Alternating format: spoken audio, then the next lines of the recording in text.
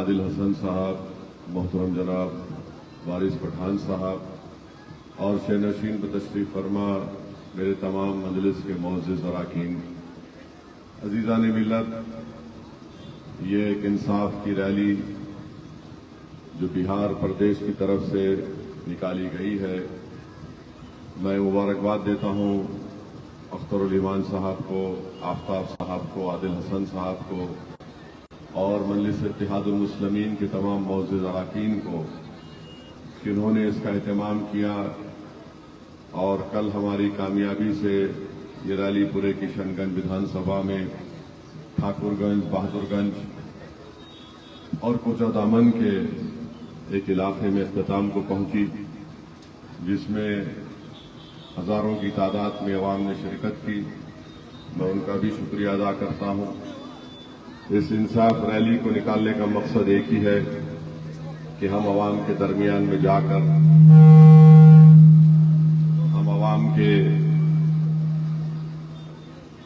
عوام کے درمیان میں جا کر آنے والے اسمبلی کے انتخابات کے سلسلے میں آپ کو پھر سے یہ بات بھی یاد دلائیں کہ 5 سال پہلے آپ تمام کی دعائیں، آپ تمام کے خون پسینے کی محنت کی بنا پر اللہ سبحانہ و تعالیٰ نے یہاں سے مجلس اتحاد المسلمین کے امیدوار کو کامیاب کیا تھا۔ یہ ہماری بڑی بدبختی رہی اور ہم سے دھوکہ کیا گیا کہ جس کو کوچہ دامن کی عوام نے اپنی پوری محبتوں سے نوازا تھا، جس کو اس امیدوار کو اپنا سمجھ کر اس کو ووٹ دیا، اس شخص نے کوچہ دامن اور سیمانچل کی عوام سے دھوکہ دے کر اپنے ضمیر کی نیلامی کر کے اس پارٹی میں چلا گیا جہاں پر ان کی نہ کوئی حیثیت ہے، نہ کوچہ دامن میں وہ کچھ ترقیاتی اور وکاس کا کام کروا سکے۔ ابھی آپ اور ہم نے سنا کہ کل تک بہار میں کوئی متبادل وکلپ نہیں تھا اور حالت مجبوری میں ہم مختلف سیاسی پارٹی کو ووٹ دیتے آئے، مگر پچھلے 11 سال سے آپ دیکھ رہے ہیں کہ مجلس اتحاد المسلمین جناب اختر الایمان صاحب کی قیادت میں بہار ہو یا سیمانچل ہو، جہاں کہیں بھی ناانصافی ہوتی ہے سب سے پہلے آواز مجلس اتحاد المسلمین اٹھاتی ہے۔ تو میرے عزیز دوستوں اور بزرگوں، آج آپ کے پاس آپ کی ایک سیاسی آواز ہے۔ لوگ ہم سے سوال کریں گے، آپ سے بھی کریں گے کہ کانگریس پارٹی ہے، راجد ہے، دوسری سیاسی پارٹی ہے، وہاں پر بھی تو کوئی مسلم امیدوار ہے، ان کے قائدین ہے۔ فرق یہ ہے ان میں اور اختر الایمان میں کہ اختر الایمان کھل کر مظلوموں کی بات کرتا ہے، چاہے وہ مسلمان ہو یا دلت ہو، اور جو دوسرے لوگ جو دوسری پارٹی میں بیٹھے ہیں وہ غریب اور مظلوم عوام کے نمائندے نہیں، وہ اپنی پارٹی کے نمائندے بن کر اپنے آپ کو گونگا اور بہرا اور اندھا بنا لیتے ہیں۔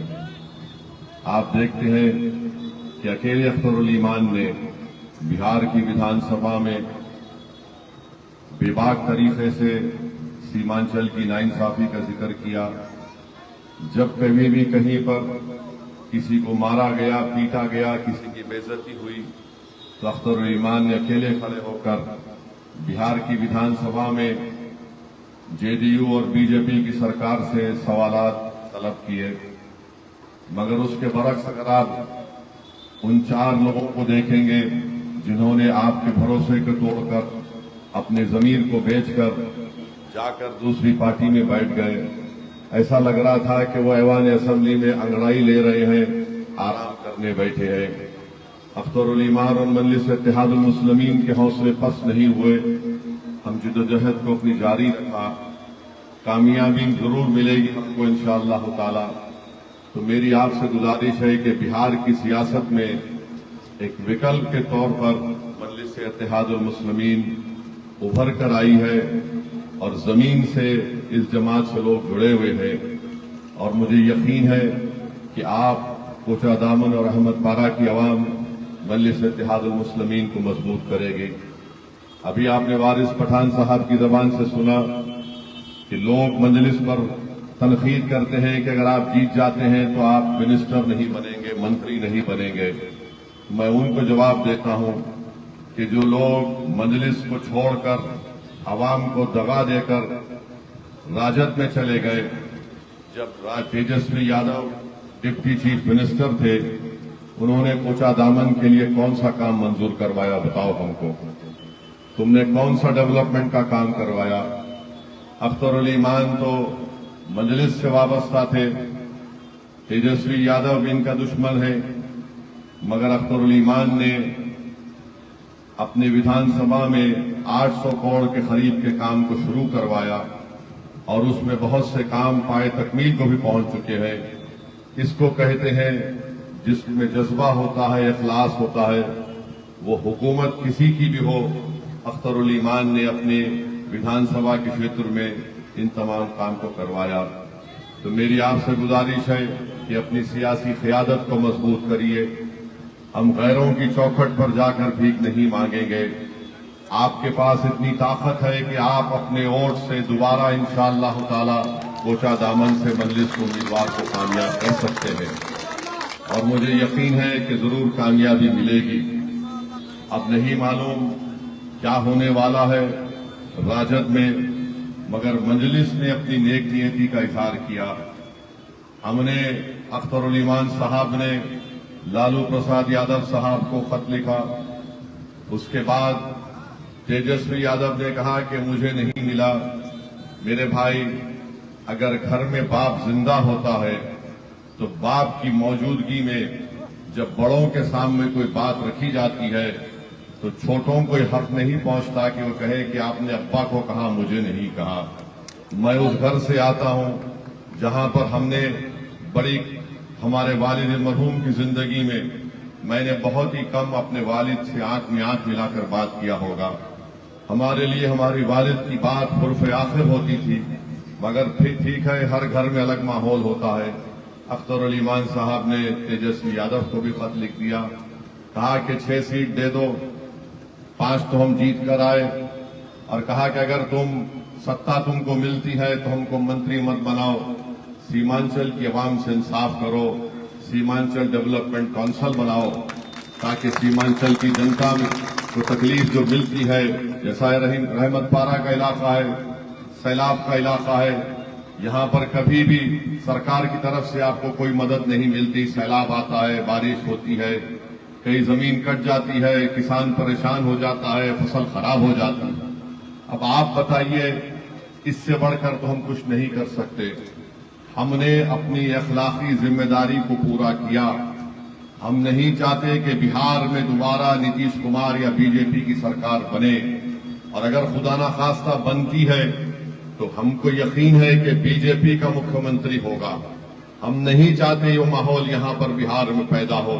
میرے عزیز دوستوں اور بزرگوں، فیصلہ عوام کو اور جنتا کو کرنا ہے کہ کون بی جے پی کو روکنے کے لیے اس پارٹی کے سامنے دوستی کا ہاتھ بھی بڑھاتا ہے جس پارٹی نے اس کے 4 MLAs کو خرید لیا تھا۔ اس سے بڑھ کر تو نیک نیتی کے اور اخلاص کے مظاہرے بہار کی عوام کے لیے اور سیمانچل کی ترقی کے لیے کوئی نہیں کر سکتا۔ مگر راجد کے لوگوں کو بات سمجھنا ہے، اگر اختر علی مان نے اپنا ہاتھ آگے بڑھایا ہے بی جے پی کو روکنے کے لیے، تو راجد کے جتنے نیتا ہیں وہ سمجھ لیں یہ کمزوری کی نشانی نہیں ہے۔ تم اگر ہمارے اس اخلاقی پروپوزل کو جو ہم نے تم کو دعوت دی ہے تم اس کو قبول نہیں کرو گے تو یاد رکھو تیجسوی، اختر علی مان کے ہاتھ، مجلس کے ہاتھ بڑے دراز ہیں۔ جو ہاتھ تمہاری طرف دوستی کے لیے بڑا ہے وہ کل انشاءاللہ تعالی تمہارے گریبان کے تار سے بھی کھیلے گا، تم یاد رکھو اس بات کو۔ ہم کمزوری کا مظاہرہ نہیں کیے۔ مجلس کے بہت سے چاہنے والے، سنیے، مجلس کے بہت سے چاہنے والے اس بات سے بڑی تکلیف میں تھے کہ آخر کیوں خط لکھ رہے ہیں۔ میرے بھائی، ہم پوری نیک نیتی کے ساتھ ہم نے اس خط کو لکھا کیونکہ ہم نہیں چاہتے کہ بھاجپ یہاں پر کامیاب ہو، مگر اس کے باوجود بھی اگر وہ ہماری اس پیشکش کو جو نیک نیتی پر منحصر ہے اس کو قبول نہیں کرتے تو پھر ہم اپنا مقابلہ کریں گے۔ ہم تو ہمیشہ جنگ کے لیے تیار رہتے ہیں، چاہے رات کا وقت ہو، فجر کا وقت ہو، یا عشاء کا وقت ہو، یا سورج ڈوبنے کا وقت ہو۔ کوئی اگر ہم سے سیاسی لڑائی لڑنا چاہتا ہے تو ہم ہمیشہ تیار رہتے ہیں۔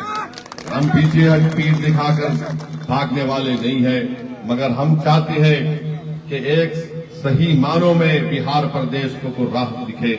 آج آپ دیکھتے ہیں کہ 20 سال سے نتیش کمار مکھیہ منتری ہے، اتنا کرپشن بڑھ چکا ہے، بغیر رشوت کیے کوئی کام نہیں ہوتا کسی غریب کا۔ کسی ایس ڈی ایم کے آفس پہ چلے جائیے، کسی کلکٹر ڈی ایم کے آفس پہ چلے جائیے، کہیں پر بھی غریب اگر جاتا ہے کسی اسکیم سے فائدہ اٹھانے کے لیے تو رشوت دینا پڑتا ہے۔ کرپشن آسمان کو چھو رہی ہے، گورننس نام کی کوئی چیز نہیں ہے، مگر نتیش کمار 20 سال سے مکھیہ منتری بنے بیٹھے ہیں۔ جو لوگ ہم پر الزام لگاتے ہیں ووٹ کاٹنے کا، کیا کیا الزام لگاتے ہیں، میں ان سے پوچھنا چاہ رہا ہوں کہ 2015 میں تیجسوی اور نتیش کمار نے مل کر سرکار نہیں بنائی، اس کے بعد نتیش کمار بی جے پی کیسے چلے گئے؟ پھر آپ نے 5 سال پہلے پھر آپ لوگ ملے، پھر حکومت بنائے، پھر نتیش کمار چھوڑ کر بی جے پی چلے گئے۔ ہم الیکشن لڑتے ہیں تو ہم پر الزام لگاتے ہیں، تو حکومت ساتھ بنا کر 5 سال مکمل نہیں کرتے اور بی جے پی کو ستا دیتے ہو تو تم پر کوئی انگلی نہ اٹھائے۔ یاد رکھو، سچائی یہ ہے کہ اگر بہار میں بی جے پی پنپ رہی ہے تو اس کے ذمہ دار راجد بھی ہے اور نتیش کمار بھی ہے کہ تم نے ان کو زمین فراہم کی۔ میرے عزیز دوستوں اور بزرگوں، بھارت کے پردھان منتری نریندر مودی ہیں، وہ بار بار سیمانچل کی عوام کی بے عزتی کرتے ہیں، یہاں پر آ کر کہتے ہیں کہ یہاں پر گھسپیٹی ہے، یہاں پر بنگلہ دیش کے لوگ آئے ہیں۔ ہم بھارت کے پردھان منتری سے کہنا چاہ رہے ہیں، مودی سے، امت شاہ سے، آپ سیمانچل کی جنتا سے وفاداری کا سرٹیفکیٹ نہیں مانگ سکتے۔ سیمانچل کی جنتا وہ غیور عوام ہے، جب ملک آزاد ہوا تو وہ لوگ اس پاکستان نہیں گئے، اس کے بعد بنگلہ دیش بنا تو سیمانچل کی عوام نے پلٹ کر نہیں دیکھا۔ ہم کو بڑی تکلیف ہوتی ہے اور میں مذمت کرتا ہوں بھارت کے پردھان منتری نریندر مودی اور امت شاہ جب بار بار کہتے ہیں کہ سیمانچل میں یہاں پر آبادی بہت بڑھ رہی ہے۔ ارے آبادی کہاں بڑھ رہی ہے ہم کو بتاؤ۔ بھارت کے پردھان منتری، آپ ایک چناؤ جیتنے کے لیے پورے سیمانچل کو بدنام نہیں کر سکتے، ہم اس کی اجازت نہیں دیں گے۔ میں سیمانچل کی زمین پر کھڑے ہو کر نریندر مودی سے پوچھ رہا ہوں، اگر تم کو بھارت سے محبت ہے تو تم بتاؤ تم نے بھارت کے لیے کیا کیا؟ تم نے بھارت کے غریب نوجوانوں کا مقدر، ان کا روزگار برباد کر دیا، اور آج یہاں پر آ کر آپ کہتے ہیں کہ یہاں پر گھسپیٹی گھس گئے۔ ارے 65 لاکھ نام الیکشن کمیشن نے نکلوائے، چاہے کوئی مر گیا یا شفٹ ہو گیا ڈبل انٹری کے نام پر، مگر کیا اس میں کوئی گھسپیٹیے کا نام نکلا؟ مگر مقصد ایک ہی ہے کہ سیمانچل آؤ اور یہاں پر آ کر، کیونکہ مسلم باہول علاقہ ہے، یہاں پر سیمانچل کی جنتا کو بدنام کر کے جاؤ۔ نریندر مودی انشاءاللہ تعالی جب چناؤ کا دن ہوگا، سیمانچل کی جنتا تم کو بتائے گی کہ کون بھارت کا ناگرک ہے اور کون گھسپیٹی ہے، اور تمہارے اس الزام کا جواب کوٹا دامن سے دیا جائے گا، امور بیسا سے دیا جائے گا، کشن گنج سے دیا جائے گا، بہادر گنج سے دیا جائے گا، ٹھاکر گنج سے دیا جائے گا، پورنیا کٹیہار سے دیا جائے گا۔ یہ زیب نہیں دیتا کہ ایک دیش کا پردھان منتری آ کر بھارت کی سرزمین میں بسنے والوں پر ایک جھوٹا الزام لگا کر جائے۔ یہ حب الوطنی نہیں ہے، مودی کو سمجھنا چاہیے حب الوطنی نہیں ہے۔ سیمانچل کی جنتا اس بے عزتی کو برداشت کبھی نہیں کرے گی، اور تمہارے اس جھوٹے الزام کا جواب انشاءاللہ تعالی متحدہ طور پر جب ووٹنگ کا دن ہوگا، چناؤ کا دن ہوگا، سیمانچل کی جنتا اس کا جواب دے گی۔ مودی آ کر پورنیا کے ایئرپورٹ کا افتتاح کر کے بڑا تیر مارتے ہیں، ارے وہ برسوں سے ایئرپورٹ بنا تیار تھا، تم نے آ کر اس کا افتتاح کیا، مگر بتاؤ تو صحیح، آخر سیمانچل میں ایمز کیوں نہیں لایا جاتا؟ گایا کی طرح یہاں پر فیکٹری کیوں نہیں بنائی جاتی؟ آپ نے جلال آباد سے لے کر کشن گنج تک وہ ریل کی پٹری کا لائن کیوں نہیں ڈلوایا؟ कोचा दामन विधानसभा में रेलवे स्टेशन क्यों नहीं बनाते तुम? एएमयू को आपने बर्बाद करके रख दिया, उसके लिए फंड क्यों जारी नहीं करते? तुमको घुसपैठी याद आता मोदी। अरे सीमांचल में इंसान बसते हैं, सीमांचल में इंसान बसते हैं। अच्छा, एयरपोर्ट इफ्तिताह किए, वहां से डायरेक्ट फ्लाइट कहां जाती है? दिल्ली नहीं जाती, मुंबई नहीं जाती, पंजाब को नहीं जाती। मगर मोदी ने कहा एयरपोर्ट बनेगा तो अहमदाबाद जाएगी, गुजरात को जाएगी। आप बताइए क्या हो रहा है इस देश में? प्रधानमंत्री है देश के आप किसी प्रदेश के प्रधानमंत्री नहीं है, देश के प्रधानमंत्री है। बार बार घुसपैठी कहने वालों ने नरेंद्र मोदी, आओ मैं तुमको ले जाकर दिखाता हूं, सीमांचल की सरजमीन में तुमको खड़ा करके दिखाऊंगा कि जो बांग्लादेश की सरजमीन है वहां पर चीन एक छोटा एयरपोर्ट बना रहा है। भारत के प्रधानमंत्री नरेंद्र मोदी चीन का नाम लेने से डरते हैं, जबान उनकी लड़खड़ा जाती है। 2000 स्क्वायर किलोमीटर पर लद्दाख में चीन कब्जा करके बैठा है और नरेंद्र मोदी चीन के बारे में कुछ नहीं कहना चाहते। पड़ोस में नेपाल में इनकलाब आ गया, मोदी को मालूम तक नहीं हुआ नेपाल में कैसे इनकलाब आया। इतना बड़ा देश भारत का है, आपको तो पहले से मालूम होना चाहिए था कि नेपाल में तब्दीली आने वाली है। मगर इनको सिर्फ सीमांचल के घर में, हमारे घर में क्या पक रहा है, क्या खाना पक रहा है, उसकी खुशबू सुनने का चाहते हैं। नेपाल में जो हुआ, बांग्लादेश में इनकलाब आ गया, फिक्र ही नहीं है मोदी को। और आकर 56 इंच का सीना, रे कहां का 56 इंच का सीना? कब तक डायलॉग बाजी आप लगाएंगे? मेरे भाई, आप देखते हैं कि बीजेपी, नीतीश कुमार ने मिलकर, चंद्रबाबू नायडू ने और चिराग पासवान ने, कुशवाहा साहब ने, जयंत चौधरी ने मिलकर भारत में एक ऐसा काला कानून बनाया जिससे मुसलमानों से उनकी मस्जिदों को छीनी जाएंगी, दरगाहों और खानखाहों को छीना जाएगा, ईदगाह की जमीन को छीना जाएगा, कब्रस्तानों को छीना जाएगा। मुस्लिम वक्फ बोर्ड में गैर मुस्लिम को मेंबर बनाया जा रहा है। क्या बिहार प्रदेश में जो बिहार का हिंदू एंडोमेंट का कानून है, क्या कोई गैर हिंदू मेंबर नहीं बन सकता? तो फिर मुस्लिम वक्फ बोर्ड में कैसा बन रहा है बताओ? नीतीश कुमार, नरेंद्र मोदी, चिराग पासवान, बताओ। बोध गया में सिर्फ हिंदू और बौद्ध बन सकता है मेंबर, तो फिर बिहार के वक्फ बोर्ड में गैर मुस्लिम कैसा बनेगा? मेरे भाई, इस तरह का काला कानून बनाया। मैं बहसीयत एक रुकने पार्लिमान, मैंने बहुत कोशिश की, पार्लियामेंट में दलाइल देकर मैंने कहा यह कानून संविधान का आइन के खिलाफ है। मैंने उसको काला कानून कहकर उस बिल को फाड़ा। पार्लियामेंट की कमेटी बनाई गई, मैंने 128 पेजेस का उसमें हिस्से इख्तलाफ बोलिए डाइसन रिपोर्ट मैंने दी। तो मेरे अजीज दोस्तों और बुजुर्गों, मेरी आपसे अपील है कि आपकी क़ियादत है, आपकी आवाज है, आपकी ताकत है, आपकी पहचान है और सीमांचल की ये बेबाक आवाज, उसका नाम मजलिस है। मेरी आपसे गुजारिश है कि आने वाले असेंबली और विधानसभा के चुनाव में आप मुत्तहदा तौर पर अपने वोट का इस्तेमाल करिए। और कोचा दामन में 2 लोग लड़ रहे हैं तेजस्वी के पास, एक उनका हाथ पकड़कर चूम रहा है, एक पैर पकड़कर कह रहा है, ए बाबा मुझे दे दे, ए बाबा मुझे दे दे। अरे जो गद्दारी करके गए, तुमको ये सब करना पड़ा, तुमको ये सब करना पड़ा। तुमको तो हम अपने सीने से लगाकर, अपने बाजू बिठाकर, पूरी इज्जत के साथ अपना भाई समझकर तुमको टिकट दिए थे। मैंने अख्तरुल ईमान साहब से कहा आप लड़ो कोचा दामन से। ये अख्तरुल ईमान का फैसला था कि नहीं सर, इनको टिकट दीजिए, और उन अख्तरुल ईमान के बोलने पर उनको टिकट दिया गया।